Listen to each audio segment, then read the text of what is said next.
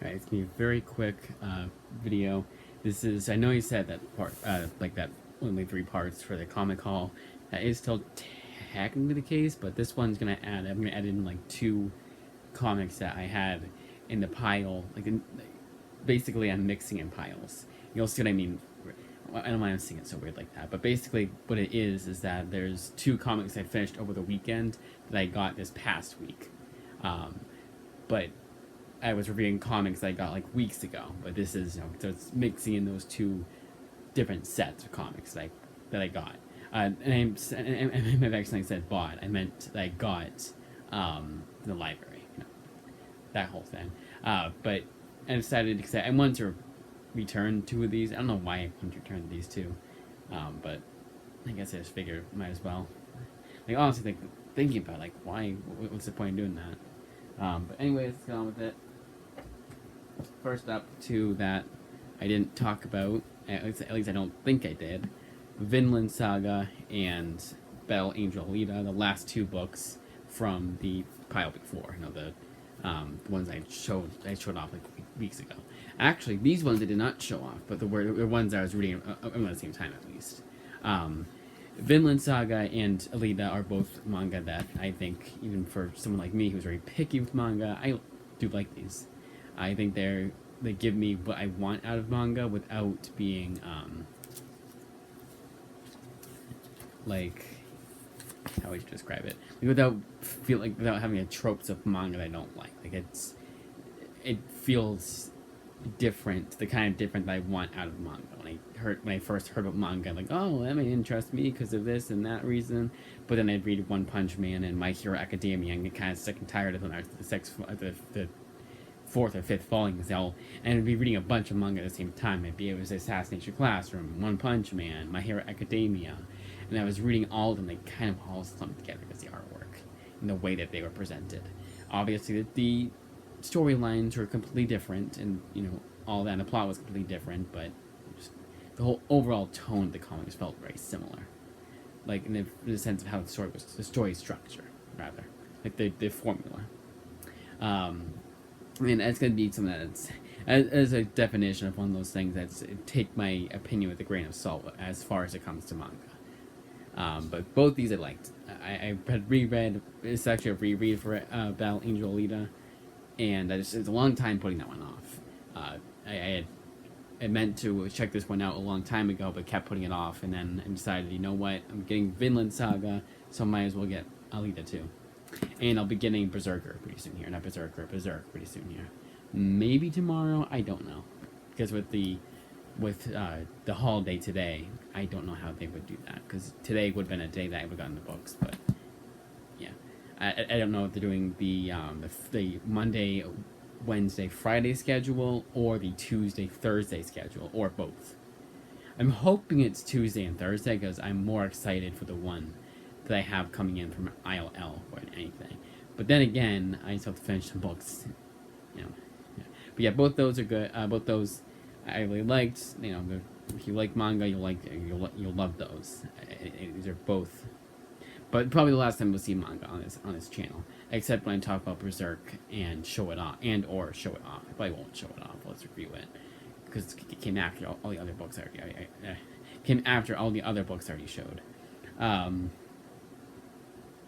Then a quick little mention of Batman Dark Knight Returns. I got the Absolute Edition from the library because I was gonna complete all the Dark Knight Returns, like the first one and the second one, and Strikes Again, and Master Race, and those 2 ones that come in between, like the 2 little one-shots. But after reading Dark Knight Returns, I was like, no, I'm not doing that. There's still a lot to read, and then the second series was 80 pages per issue. I was like, nope, I'm done. I barely got through Dark Knight Returns. Dark Knight Returns will probably be like the #1 thing that people, like, whenever I say, oh, this comic is really good, you say, oh, it'd be my #1 hottest take. I don't know why I just explained it like that. All I had to say was hottest take. I couldn't think of the word, but definitely hottest take. I don't hate it. I definitely see people like it, and I do want to keep giving it chances. I would have pulled it out, but going in that closet, it's a complete mess with the comics, and I just did not want to go through all of that. because just show out the book. You know what book I'm talking about, unless you do just skip 10. And even then, just a quick little mention. Then on to the last two comics being reviewed as actual comics. Arca. This was a nice little surprise. I didn't know anything about this going in, anything about the author. All I knew about was the artist, who I thought was the author, Jesse Lonergan. That's why I got in this book initially. But when I found out that wasn't the case, I was like, yeah, whatever. I'll still check it out. It was already shipped and everything like that, so I couldn't just cancel it because they get it in the library and then they put it away. Like, that's complete waste of everyone's time to do that. So I stuck with it, and I'm glad I did because I really enjoyed this one. It's one of those comics that, like, it just draws you in. It's not anything groundbreaking. I honestly, the more and more time goes on, the more and more I forget about the series. But in the sense that it's just kind of like, it does kind of just exist. But in a good way, it's still solid. New York 5. Part of the reason why I'm reviewing this so early, and I'll be doing my Instagram so early, is because this is unfair. Because this is leaps and bounds above an insane number of comics that I've read. This would make my pick of the... This already is my pick of the week. And for it to be a book that I, like, one of the first books I finished, because this was technically an OGN. I thought it was just an OGN, but it's actually a 4-issue miniseries. I treated it, or I thought at least at first it was an OGN.